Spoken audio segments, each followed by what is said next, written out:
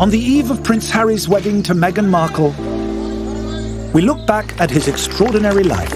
You know, Harry hasn't had it easy. You know, he's had one hell of a journey. When he was growing up, the media was treating the family as if it was a soap opera. What a strange and weird childhood that must have been. This is the story of how Harry's life has been shaped by royal events across the past 4 decades, both joyous and tragic. The great romance that everyone saw, it didn't reflect reality. It was a very, very affecting moment when you saw the words mummy on the envelope. The woman your mother hated suddenly becomes your stepmother. Harry helped William get through that day, no doubt. And now it would be time for William to return the favour. Hearing from those who know him best. He was a prankster. He was a joker, just a bit like his mother, really. I remember them coming into the kitchen and I was completely at a loss for words. We mark Harry's transformation from teenage tearaway. He just leant forward and he just kissed me. And I just thought, what on earth did you do that for? To a modern prince for modern times. He's just the golden ticket in the pocket of the British monarchy. How he's lived his life has changed the perception for the royal family to realise that actually you've got to engage with the public. He can reach parts of the public that people like Prince Charles and Prince William can't reach. He's the Heineken prince. This is Prince Harry's story. Harry turned around and said, I won't be king, William will, therefore I can do what I like. This was a 4 or 5-year-old. So they knew exactly who they were and what their destiny was.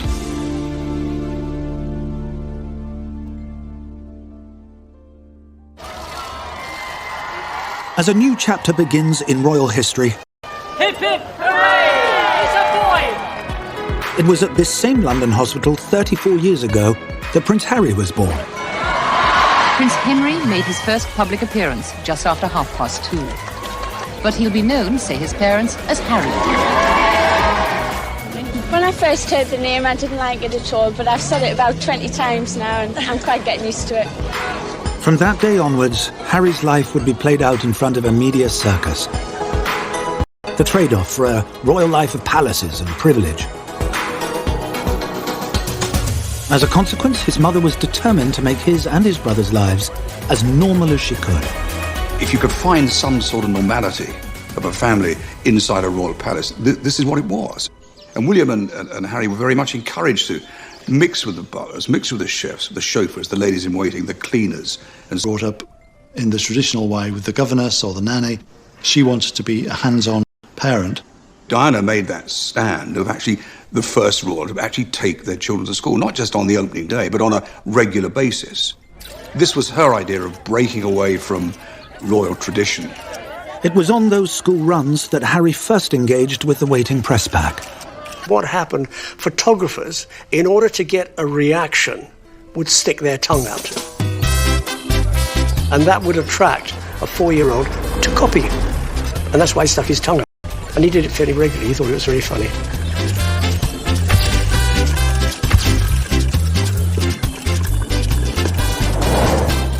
And that mischievous streak was just as evident at home. Harry was 4 when I started cooking for the family, and 15 when I left. And I have very vivid memories of being in the kitchen at Kensington Palace. I remember hearing very fast, scampering children's footsteps as Harry tore over the landing and then flew down the stairs towards the kitchen. And on more than one occasion, Harry was trying to escape from his nanny. Quick, help, help, I need to hide. So there were some low-down cupboards, so it was very quick to scoop Harry in and close the door. He didn't always give himself away with his giggles. He was a prankster. He was a joker, just a bit like his mother, really. Diana would always play with the children. She would be on her hands and knees playing piggybacks and cuddling William and Harry, and it was just wonderful times. I remember one particular day running a bath, and I went back to my office room and came back, and there's this bath now bright red. And I think, Christ, what is this? And of course, Harry had seen me running a bath, gone down to the kitchen, asked the chef, Ken's having a bath, have you got anything I put in the bath? Well, the chefs are very much into this game as well, so they give Harry a bottle of red cochineal. And of course, he empties the whole contents of the bath, because then his mother comes out and finds all this. And that's what it was. It was great fun. I remember particularly weekends at Highgrove, and there was quite a lot of rough and tumble, and I think Prince Charles and the boys definitely enjoyed the odd pillow fight and a good bit of rough and tumble. Despite best intentions, there was little hope the boys could ever grow up in a normal environment. I remember a journey with William and Harry. They were arguing, but the nanny sat in the middle, and Diana was driving, saying, "Shut up, both of you." And there's Harry turned around and said, "Well, I can do what I like because, I won't be king, William will, therefore I can do what I like." This was from a 4 or 5-year-old, so they knew exactly who they were and what their destiny was. Their destinies had been set years before, when with the eyes and hopes of the world on them, Charles and Diana married in St. Paul's Cathedral in 1981. That was probably the biggest audience on television that there had ever been. The adoring crowds didn't know then that they were witnessing a marriage based more on convenience than love. This was, in a sense, the last gasp of the old way of royal marriages, where the bride was effectively selected for her seeming suitability as a broodmare and not because of any real attachment felt between the two people. But for the nation, the royal celebrations came at a perfect time. 1981 comes at the end of this long period of extended crisis, really, in Britain. You've had under strikes, power cuts, unemployment shooting up. You have people fighting in the streets, violence on the football terraces. It's just one incident after another. That's why the royal wedding in 1981 feels like such a break from the story. It's good, it's great, isn't it? Cheers everybody up. We all want to believe in fairy tales. So as a little girl, I remember I was in my night watching that wedding on television, and it was the most enchanting thing. With the weight of the country's expectations on her shoulders, Diana, the unknown kindergarten teacher, became an instant global icon. And that was the beginning, I think, of the love affair. But away from the public smiles, issues soon developed at home, with family life suffering as a result. The relationship between Charles and Diana was made very problematic by the fact that Diana was this megastar. Everyone became obsessed with her. And that was very difficult for Charles. I'm the heir, I'm the future king, and yet Diana got all this attention. As Diana's profile grew, so did the cracks in the marriage. Publicly, they were an absolute dynamic duo.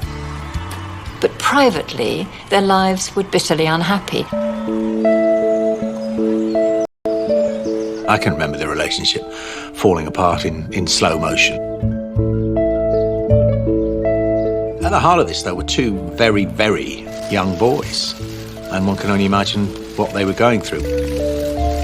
What a strange and weird childhood that must have been. Diana hid it quite well from the children because it wasn't just about her, it was about how the children are going to be affected. It was very sad. But the couple couldn't hide their unhappiness forever. It is announced from Buckingham Palace that, with regret, the Prince and Princess of Wales have decided to separate. On the 9th of December, 1992, the separation was finally sealed. William Harry's parents would have had an impact. And as a child, you want your parents to stay together and be that unit. And sometimes they get stuck between two warring parents. And all those emotions can take their toll on a child, but sometimes not straight away. These things can manifest themselves over a longer period of time. The separation marked the end of a difficult year for the entire monarchy.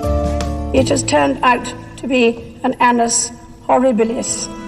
It started with the separation of Andrew and Fergie. It was the year that Anne and Mark Phillips also divorced, and to have Windsor Castle engulfed by flames was quite something. Every family has its problems, and the royal family went through a crisis then. All the wheels seemed to be coming off. The War of the Walesers and the bitterness that existed between them characterised the monarchy of the early 1990s. The media was treating the family as if it was a soap opera, and I think we were all lapping it up as if it was a soap opera, forgetting that these were real people with real feelings and lives. and the damage that all of this was doing to the children. After so many interviews that they'd given, so many stories appearing which were negative, not just to themselves but to the monarchy, the Queen intervened and requested that they end this feud and divorce. On the 28th of August 1996, the Queen would get her wish. Charles would become the first heir to the throne in history to divorce.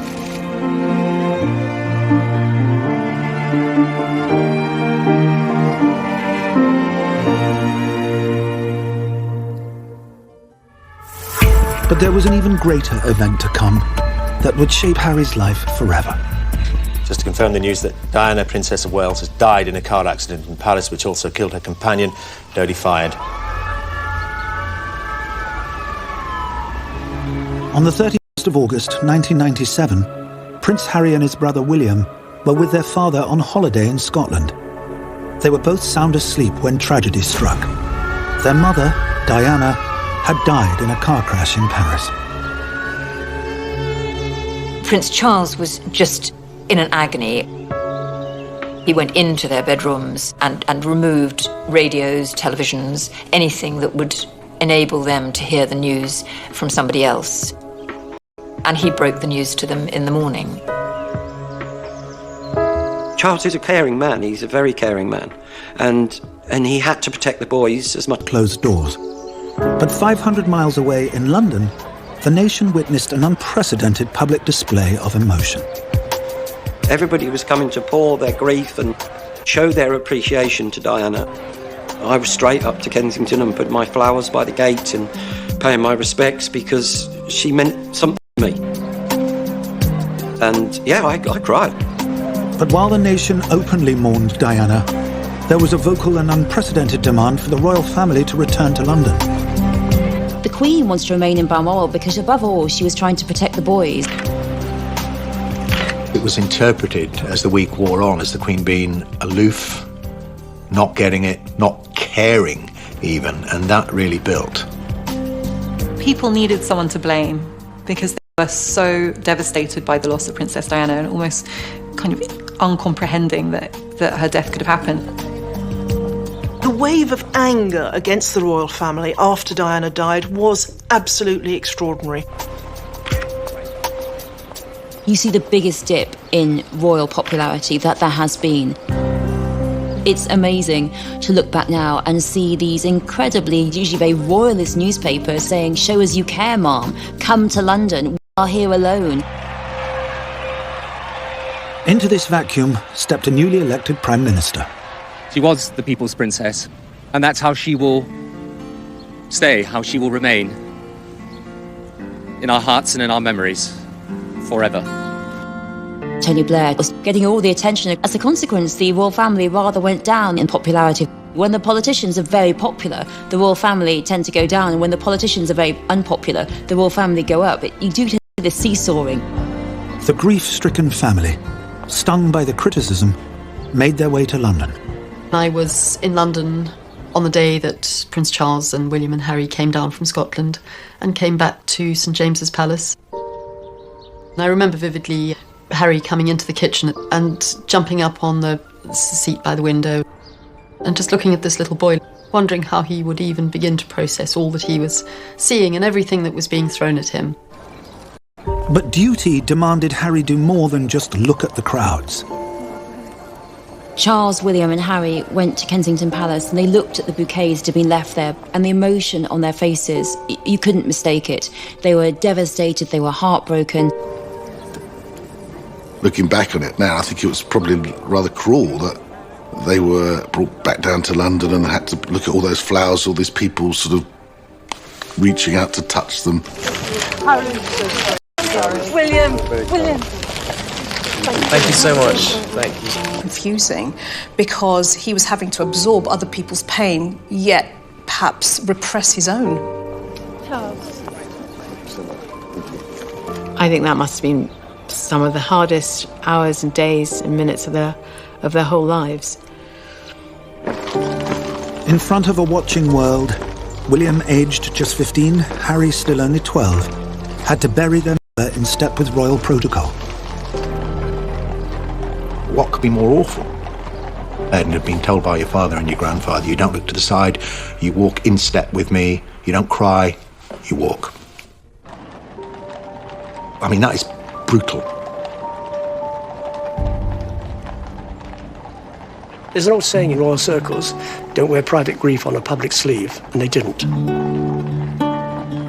They were probably screaming inside and hurting inside, but they carried that off with such dignity that people even today don't understand how did they do it. I was at Highgrove that evening when they came back from the funeral, and I remember them coming into the kitchen, and I was completely at a loss for words. What on earth do you say? My instinct when I first saw them was to want to give them a hug, but it just didn't seem appropriate. You didn't want to cross any boundaries. It was very difficult. You just wanted to be there to support them in any way that you could. The day of the funeral is the day that all of us remember, but it's all the days and weeks and months after that of learning to live a life without their mother, who played such a massive part in their lives. Harry's talked about the fact that no one should ever have made a child do that. You can only agree. The emotions that he was feeling inside that day when he followed his mother's coffin stayed buried there for 2 decades to come. Harry turned to his father and brother for support, particularly to William. I think when they were growing up, because of the unhappiness within the family, like so often happens, siblings cling together for mutual support. And then after their mother died, again, they clung together. And the two boys were finally awarded some protection from the media during their time at Eton. Following the death of Princess Diana, there was an agreement with the press and the palace that whilst they were in full-time education, the press would leave them alone. Harry was 13 when he became a boarder at the exclusive school. There's all kinds of hormonal changes going on, but add another layer for Harry and you've got somebody who is also grief-stricken saying, where do I belong? Who am I? How do I feel about me? He went public with his relationship with Camilla Parker Bowles. Camilla was regarded as the woman who had ruptured the fairy tale union of Prince Charles and Diana, or had doomed it from the start by simply being, as Princess Diana put it, the third person in their marriage. Harry might have been conflicted about that. I mean, on the one hand, he may have wanted his father to be really happy. On the other hand, he may have had feelings like a lot of kids have, you know, you're replacing my mum, you're not my mum, and getting his head around that. And I think that's a process, an emotional process that takes time. It was during this time that Harry's teenage problems really began to take root. Harry took to drink in a very big way. I think it was a form of self-medication. He'd had a rough time. An underage Harry became a regular at the Rattlebone Inn, a pub near his father's home at Highgrove. Prince Harry and Prince William used to come in there quite a bit when we used to play in there. We got to know Harry reasonably well. One of the songs that he particularly liked was Rockin' All Over the World. He got up and sang that one with us a couple of times. There was one night I remember, I was halfway through a song and Harry came and stood right in front of my microphone. And he just leant forward and he just kissed me. And I just thought, what on earth did you do that for? But that was just a little bit about, you know, who he was. But the good times were about to come to an end. The prince is said to have smoked cannabis in this outhouse, known locally as the Den. And at one stage he was barred from the pub for allegedly swearing at a French chef during a fight. The press blackout was over. Harry was front-page news. I do wonder who was there at the time for Harry to give him that structure and those boundaries. Was it Prince Charles? Was it the Queen? Was it the private secretary? Who was there at the time to say, no, Harry, you've gone too far? Harry finished his A-levels and left Eton aged 18. There were real worries. Harry could have gone off the rails completely and just taken solace in a bottle and drugs or whatever. Or he could have just disappeared from the royal scene. In fact,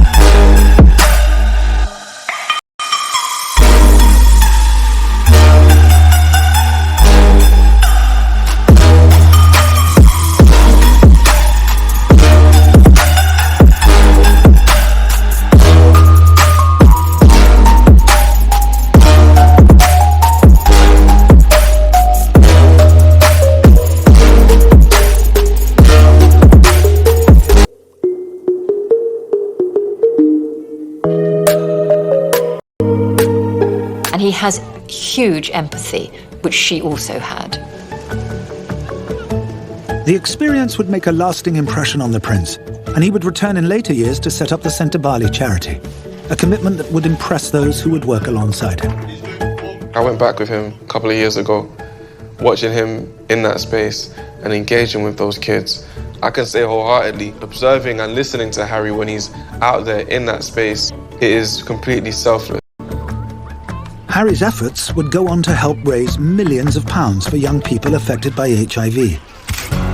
But in 2004, after he returned from his first visit to Lesotho, he found the press were waiting for him. Anytime he went out, anytime he went to a club, anytime he dressed inappropriately or had too much to drink, well, that ticked the box. That is Party Harry. They would be waiting for him at 3 o'clock in the morning, and he'd had a drink or 5. Then they would chase him in their cars. He had a rough time, actually. He saw these photographers, quite understandably, as the type of people that had harassed his mother and the type of people that had probably led to her death. And worse was to come when Harry was pictured wearing a swastika as part of a fancy dress outfit. All of a sudden, this young lad who, for a laugh, dressed in a Nazi outfit at a party, was being pilloried. And even MPs saying, is he fit to join the British Army? Is he fit to be a royal? This is the story of Prince Harry, from lost child to one of Britain's greatest assets. Told through extraordinary events that transformed both his life and the British monarchy. And in 2005, aged 20, when his life was at a crossroads, another momentous royal event would occur for Harry.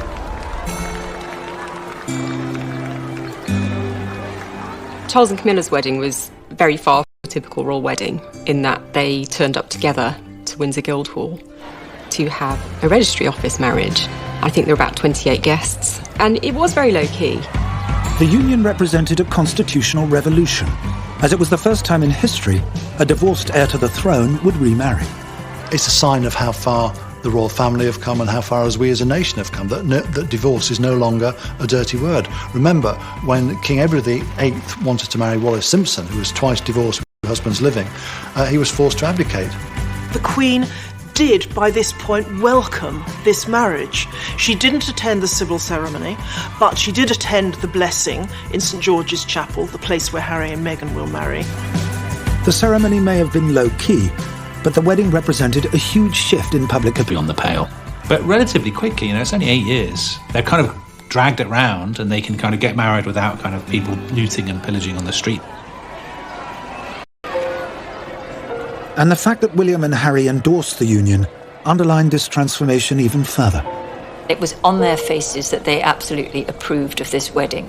They were so happy for their father, because they love their father, and they like him to be happy. Maybe it's a tribute to the relationship between Charles and William and Harry that they've got there, they've worked it out. The marriage of Charles and Camilla paved the way for the marriage of Harry and Meghan. Love really was a valid criterion for royal marriages. It shows how far the royal family have come. But with his father newly married, now more than ever, Harry needed to find somewhere he belonged. In May 2005, Harry entered Sandhurst Military Academy. That's where Harry became a regular person. He was just Harry to everybody else. And that was really what he did, that semblance of normality. The army saved Harry. You learn a lot of skills. You learn authority, leadership, communication skills. It would have taught him everything. And you can see that coming through him as an adult now. He grew up very quickly, and that was lovely to see. He went from that cheeky, mischievous boy to being a man. After 44 grueling weeks of training, Harry was now an army officer. The graduating parade at Sandhurst is in front of the Sovereign, so she always witnesses the graduating parade, but this time it was different because Harry, as the graduating soldier, couldn't help himself but really show his joy at being out there graduating in front of his grandma. The Sandhurst experience had given Harry the confidence he'd been lacking. He was now keen to join his regiment on the front line. Last thing I want to do is have my soldiers sent away to Iraq or wherever like that and to be held back home, twiddling my thumbs, thinking, well, what about David? What about Derek? You know. Clearly, he wanted to deploy on operations. I wanted him to go on operations. After all, he trained for that. Plans were made in 2006 for Harry to travel to Iraq with his regiment, but then news of his deployment leaked. As a result of that, there was some propaganda put out by insurgents that they put a bounty on the prince's head. There are a number of specific threats of a varied nature, some reported and some not reported, specifically aimed at Prince Harry. We came to the conclusion that the risks weren't worth running and that he wouldn't deploy, which of course hugely upset Prince Harry at the time. Frustrated he couldn't join his fellow comrades. If you don't let me go and serve on the front line with my men, with the guys I'm training with, I'm not going to hang about. The problem that I had was to find a method by which he could deploy, which was what led to this rather extraordinary meeting, which I convened in the Ministry of Defence, inviting the editors of most of the major media outlets. A bold and ambitious plan was hatched. Harry would travel to Afghanistan, and the British press would keep the news under wraps. When the agreement was made that we wouldn't report on Harry, I don't think there was a journalist that thought it would work. It was certainly a gamble, because it could have leaked. Harry travelled with his regiment as Captain Wales to the front line without special privilege.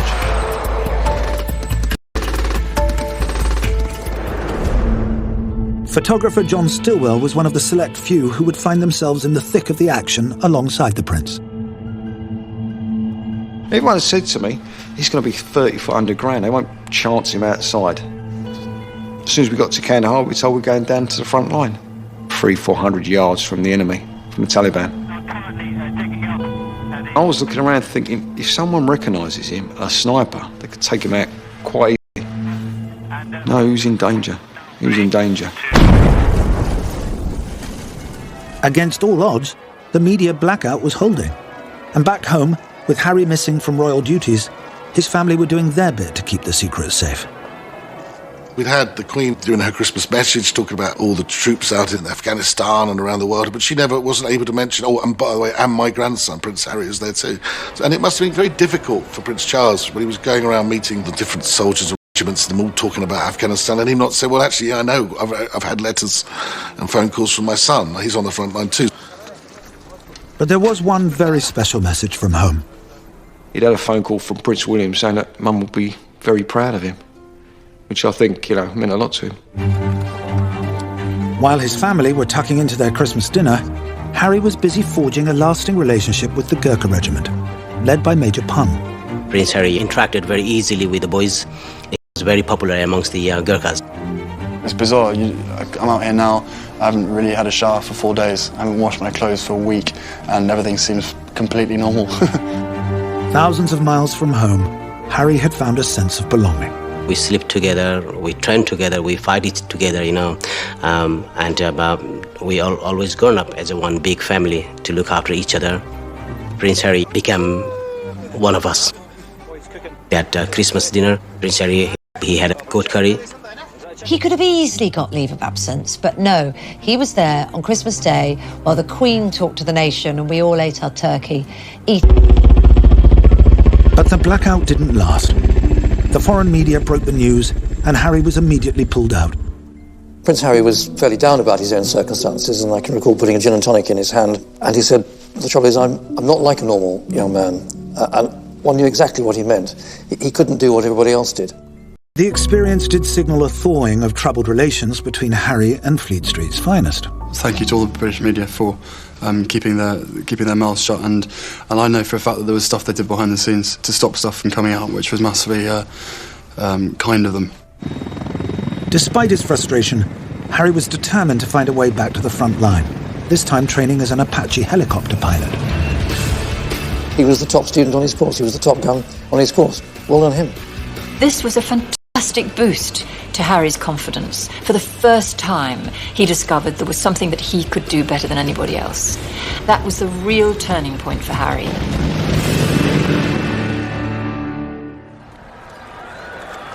In 2011, an event would occur where the world would see firsthand how much Harry had changed. His brother William would marry Kate Middleton, and the young prince would be his best man. The celebrations couldn't have come at a better time. It's 1981 all over again. In 2011, we've been through this very deep recession after the financial crisis.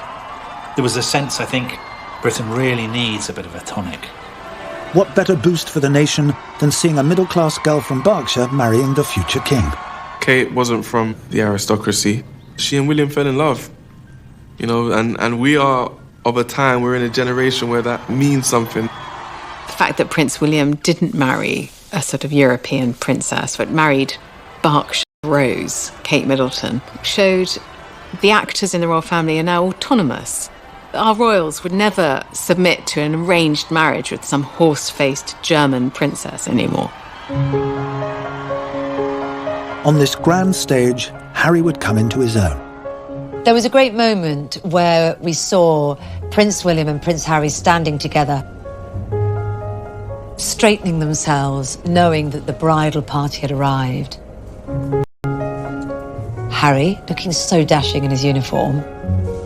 Harry helped William get through that day, no doubt. Harry was able to just calm him down, smile.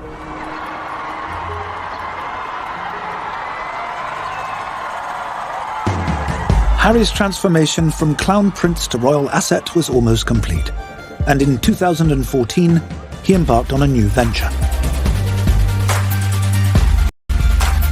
Harry's made no secret of the fact that he really wants to champion wounded. Serving in Afghanistan, Harry had been inspired on a return flight home to the UK.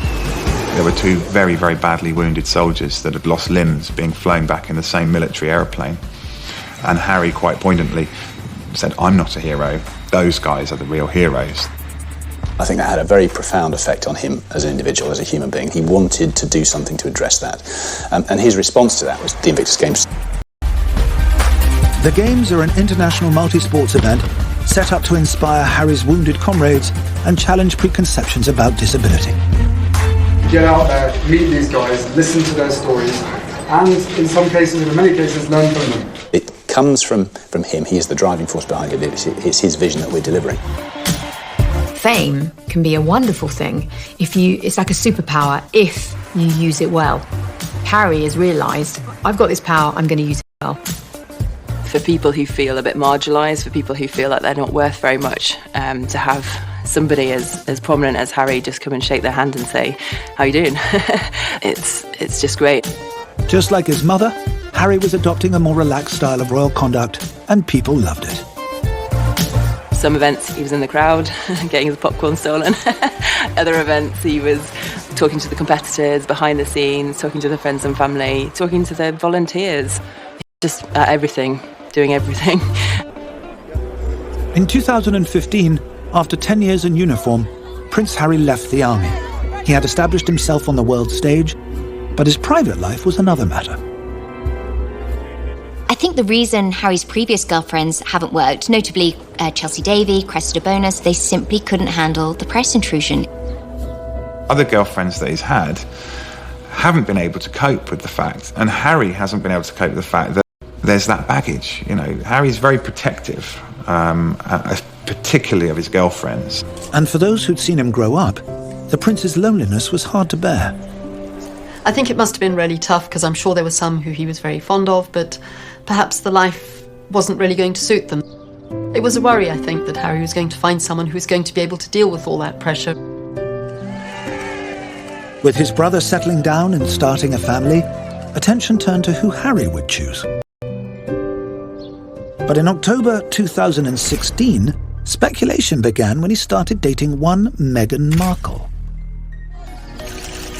After a troubled journey through 4 decades, 3 weddings and a funeral, Prince Harry had transformed from little lost boy to war hero and seemed to grow into his royal role. Harry's been on quite the emotional journey. He feels like he's come of age. He's gone for him now because we can see that he's always been Prince Harry. He's just like any young man finding his way in the world. Prince Harry met Meghan Markle on a blind date in London in the summer of 2016. I think we'd all predicted another beautiful, willowy blonde from the home counties. She's smart, she's independent, she's been successful in her own right. I love the fact that she's American, that she divorced, that she's from a broken home. She's mixed heritage, African heritage. She is a black woman. And she's absolutely right for the times. But media fascination with the new relationship soon crossed the line. When the news broke that Prince Harry was dating this biracial American actress who's also divorced, there was a feeding frenzy. The press were climbing into Meghan's house. They were camped on her lawn. They were following her. It was deeply unpleasant. Meghan had been the victim of some of the most horrendous racist attacks. The trolls on social media had been vicious. Fearing another relationship could be ruined by media intrusion, Harry was forced into an unprecedented move, demanding the press pack back off. Harry's statement from Kensington Palace about press intrusion and press coverage of Meghan Markle was impressive. The statement says some reporting has crossed the line with abuse and harassment with racial overtones. He wants to protect this woman who he's in love with. Very sadly, in his own life experience, he's seen the way his mother, how was hounded over the years. You could argue that that's made him oversensitive, but at the same time, you could argue, why wouldn't he step up for the woman that he loves and say, there's the line, don't cross it? So yes, it was a surprise. But I think a lot of people out there thought good on him. The letter seemed to have had the desired effect, as the couple's love blossomed, mostly away from the public eye.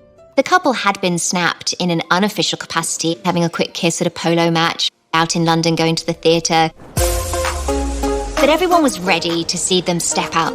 I think people were waiting for that official moment. And we didn't have to wait long, as in September 2017, the couple made their first official public appearance at the Toronto Invictus Games. It was just a really wonderful moment. They looked really relaxed together, wearing jeans. She was wearing ripped jeans, something you don't, again, see on a royal engagement usually.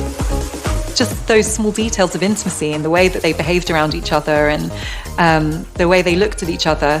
I think, I'm romantic. I like love. Both in and out of the spotlight, the couple announced their engagement. It's an amazing surprise. It was so sweet and natural and very romantic. He got on one knee. There was a lot of touching. She was stroking him, she was gazing into his eyes. They showed how much, they care about each other. They showed vulnerability. It's really nice to see. It was a really nice moment. It was just the two of us, and I think I managed to catch it by surprise as well. Yeah. This is Harry and Meghan doing the royal stuff their way. For me, I saw a very modern couple.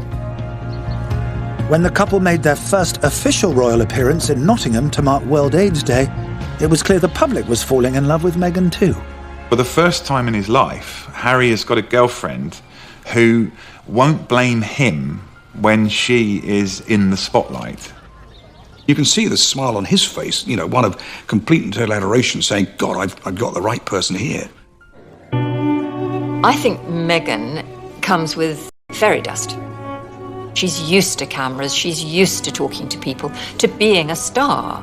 Meghan will join Harry in causes close to his heart, including the Heads Together charity set up with William and Kate, dedicated to helping people like the young prince who have struggled with mental health problems.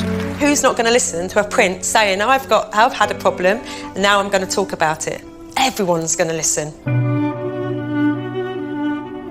For Harry to step out and admit to turmoil and admit how he has struggled in a mental health capacity, to see a member of the royal family laid bare like that had really never been done before.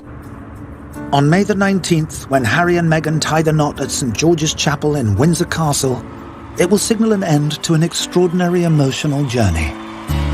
When Charles married Lady Diana Spencer, member of the aristocracy, it was still part of the club. I think the marriage of Charles and Camilla, in fact, opened the door for William and Harry to marry whoever they wanted. When William married Kate, it was a completely different thing, marrying a girl from the middle classes. And now it's going a stage further. Harry then marrying Meghan, a divorcee, an American, mixed race origin, an actress, all of which things would once have been unthinkable. His whole demeanour has changed since he's been with Meghan, and you can see that excitedness in him. And it'll be lovely to see him on the wedding day and seeing that little face bright, you know. And he'll take one look up. I can guarantee he'll look up, and that'll be, I'm done it, Mum.